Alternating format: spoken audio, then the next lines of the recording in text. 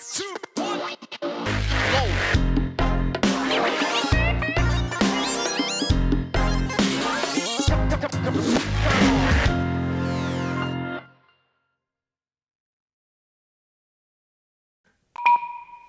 C'est vendredi soir. Soirée entre amis, on se retrouve et bien sûr on trinque. Cette tradition nous vient du Moyen-Âge, un temps où l'empoisonnement était monnaie courante. Lorsqu'une personne nous servait à boire, on entrechoquait son verre avec le sien, de manière à ce qu'un peu du contenu de chacun des verres passe d'un verre à l'autre. On dissuadait ainsi l'indélicat potentiel de tenter de verser quelques potions mortelles dans notre breuvage, le sien s'en retrouvant contaminé également.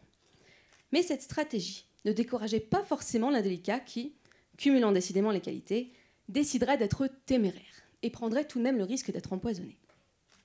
Imaginez maintenant que vous avez un très bon ami, votre ami d'enfance, Jean-Claude, qui est capable, on ne sait comment, de résister à l'empoisonnement, ce qui est plutôt intéressant pour lui.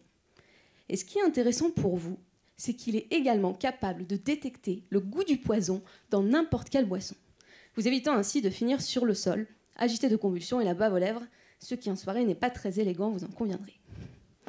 De la même manière, nous avons tous dans notre corps des cellules particulières du système immunitaire qui reconnaissent non pas du poison, mais des virus. Ces cellules, les cellules dendritiques plasmacytoïdes, jouent le rôle de sentinelles des infections virales. Mais le virus est malin.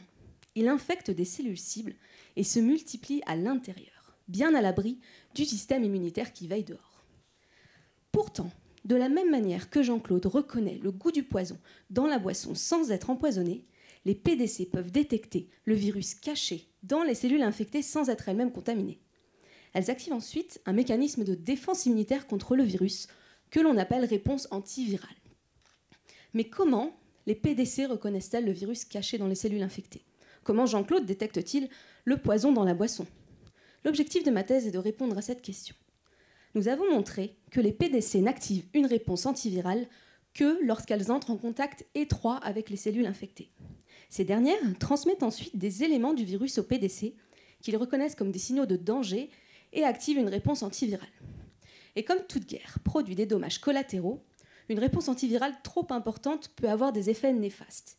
Il n'est donc pas très prudent de l'activer dans tout le corps pour combattre une infection qui n'est localisée qu'à un endroit précis.